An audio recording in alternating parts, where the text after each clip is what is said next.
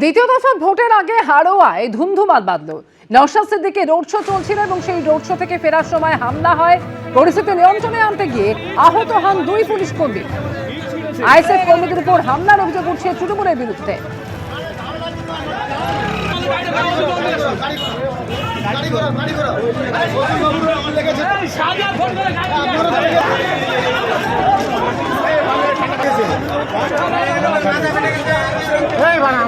মাথা ফেটে গেছে, মাথা ফেটে গেছে, মাথা ফেটে গেছে। ইট ছুড়ে পালিয়েছে, ইট ছুড়েছে।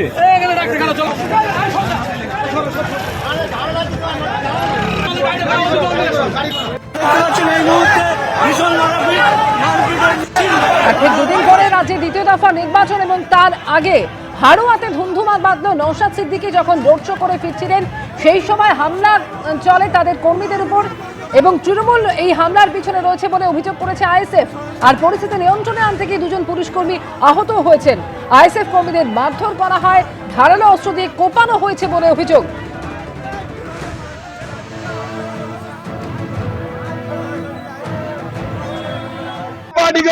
কি সন্ত্রাস! বাংলার মানুষ দেখো ওরা কি সন্ত্রাস! 2 ছেলে কিভাবে মেরে শুয়ে রেখেছে, 2 মানুষের তুলে নিয়ে গিয়েছে। কি সন্ত্রাস!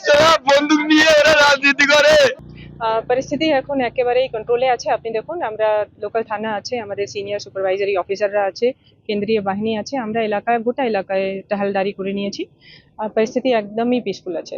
আমরা যা এখন অবধি খবর, একটা এএসআই একটা কনস্টেবল ইনজার্ড হয়েছে, আমরা হসপিটালে পাঠিয়েছি, মাথায় ইনজুরি হয়েছে। এরকম একটা ল অ্যান্ড অর্ডার এখানে হয়েছিল, ল অ্যান্ড অর্ডারে ওনারা যখন ইন্টারভিন করলে তখন ইনজুরি হয়েছে। আমাদের সিকোয়েন্স অফ ইভেন্টস কি হয়েছে ওটা এখন তদন্তের বিষয়, ওটা আমরা খতিয়ে দেখছি।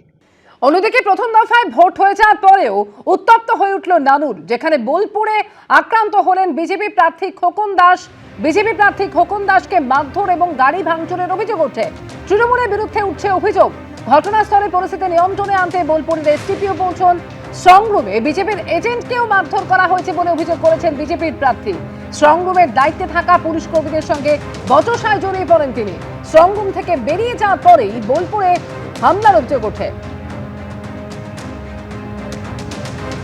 রাত্রেবেলায় আমার স্ট্রং রুমে ভিজিট করতে এসে এখান থেকে যখন ফিরছি তখন আইসি সাহেব এখানে কিছু প্রথমে এখানে কিছু মাতাল তৃণমূলের কিছু মাতাল মদ খেয়ে এসে এই স্ট্রং রুমের সামনে যে জানালা আছে ওই জানালা থেকে আমার এজেন্টকে ওখানে বলে যে বেরিয়ে তোর হাতে হাতটা ভেঙে দেয়। এই ধরনের কথাবার্তা বলাতে আমরা যখন এখানে আসি, আমরা গোটা 10 জন এসে যখন কথা বলি এবং আমি থানার আইসি সাহেবকে ফোন করি যে আপনি এসে বিষয়টা দেখুন, যেখানে ঝামেলা করতে পারে আপনারা এসে দেখতে পারেন। উনি আইসি সাহেব কিছুক্ষণ পরে আসেন এবং আইসি সাহেবকে যখন বলা হলো যে এই বিষয়টা রাতের বেলা এসে মদ খেয়ে এরা এরকম করছে, তো আপনারা কি বিষয় দেখছেন। তো আইসি সাহেব আমাকে কড়া চড়ে গায়ের জোরে উনি আমাকে হুমকি দেখাচ্ছেন। বিধানচন্দ্র মাঝির সামনে গাড়িতে ছিল এবং সেখানে ছিল ফিলিপ শেখ এবং পেছনে গাড়িতে ছিল মহিম শেখ। যখন ঝড়ম করে বেরিয়েছে হরম করে আমার উপরে আরও গোটা 10-20টা ওখানকার গাড়ি থেকে বেরিয়েছে গুন্ডা, তাদেরকে আমি হয়তো আইডেন্টিফাই করতে পারি। প্রথমে এসেই আমার গাড়ি থেকে আমাকে বার করার চেষ্টা করে, ওদের হাতে আগ্নেয়াস্ত্র ছিল। এবিপি আনন্দ এগিয়ে থাকে, এগিয়ে রাখে।